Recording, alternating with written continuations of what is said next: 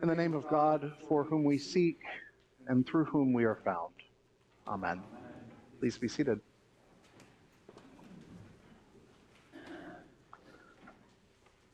Christmas Day has passed. We are still in the Christmas season, of course. That doesn't end until after today. Today is the 12th day of Christmas. Tomorrow is the Feast of the Epiphany. But it seems like most people in our orbits just cast Christmas aside with the torn wrapping paper. Maybe even before December 25th is even over. That's done. Move on. Throw it away. Michael and I were horrified to learn that all the many Christmas music stations that we listen to on satellite radio in our cars had reverted back to their pre-Christmas formats by December 26th. While we'll keep our Christmas decorations up here in the church through next Sunday, the first Sunday after the Epiphany and the Feast of the Baptism of Jesus, there are established traditions in the church of keeping Christmas decorations up much longer than even that. It would be perfectly acceptable and in line with our tradition to keep decorations up until Candlemas in February. In our house, we've been known to go even longer than that. And though we don't always get 2 Sundays of Christmas in the Christmas season, this year we do. The folks who designed the lectionary, our regular cycle of readings that we read through each 3 years, they made all kinds of options available for us to use today. One option was that first chapter of John again. But not only did we read that last Sunday, but it was also read on Christmas Day. I think we're good on that one for now.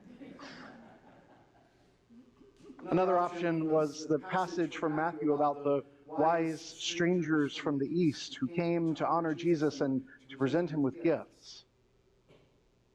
To me, though, that seems to jump the gun on Epiphany.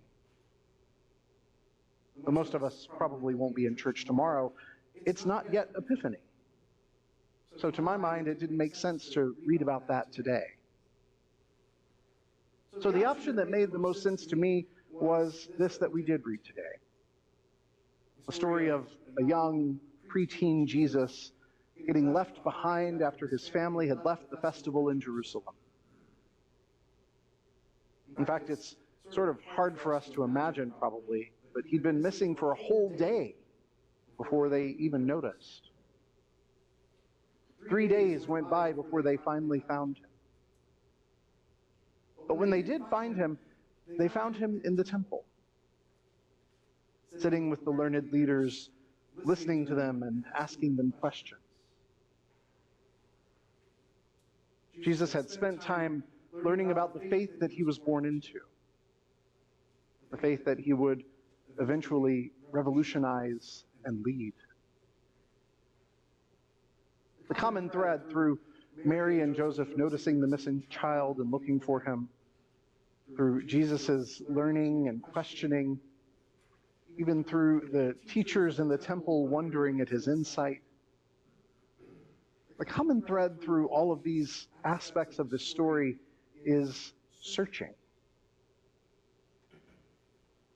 They were all searching in their own ways for their lost child, for the wisdom of the elders,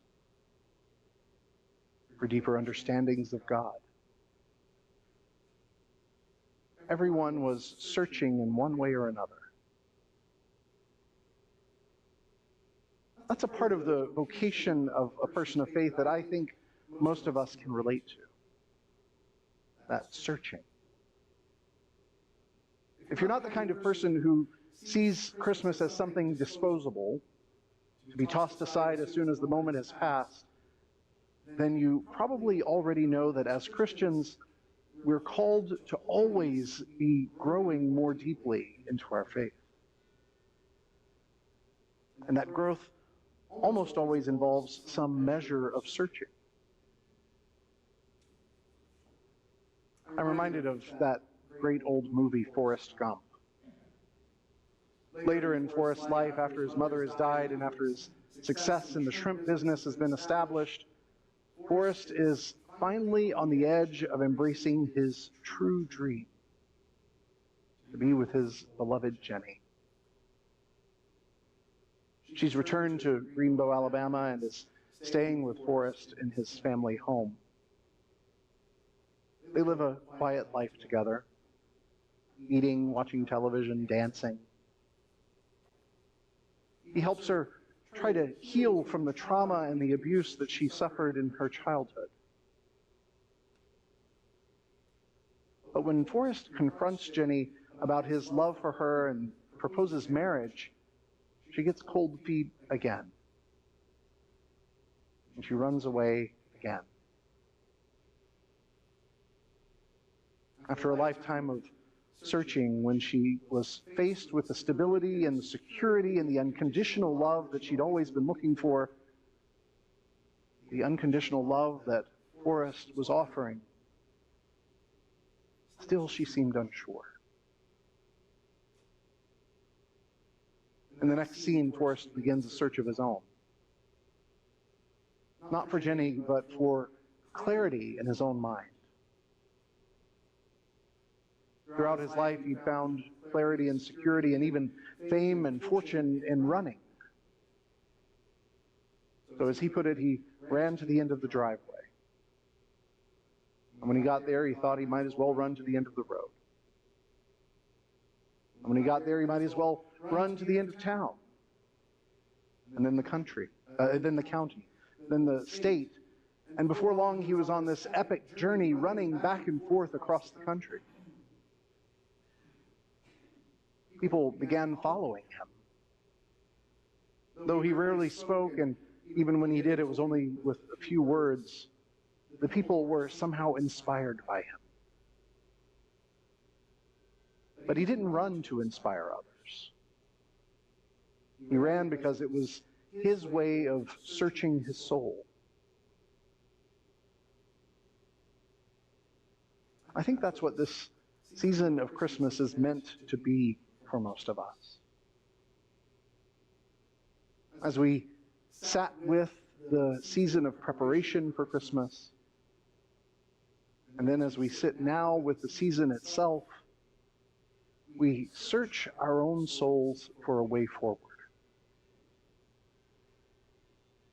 How do we live in a world with God walking among us? How do we live in a world where we're constantly searching, but where the answers are already right there in front of us? How do we live with a truer awareness of the deep, unconditional love that is already being given to us, but that we only rarely recognize or accept?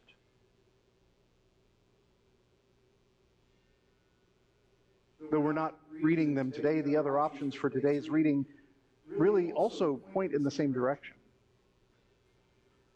They focus on the importance of the search. The wise ones were searching for affirmation of the mystical signs of divinity that they'd seen in the stars. The opening words of John remind us that through our call to keep searching for a deeper relationship with God, that God is already and always right there with us, from the very most beginning of all that is. Our culture doesn't honor the search so much as it does the catch. That's why Christmas is so easily forgotten. The anticipation has ended. The gifts were open. Everything else is left behind as waste.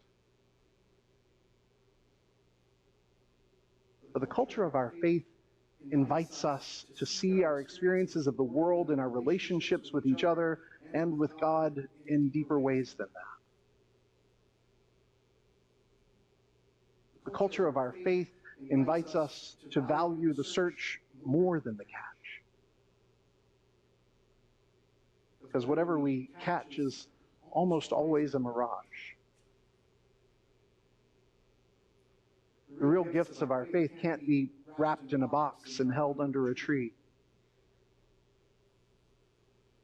The real gifts become realized through living with them. That's why we keep reading these stories year after year.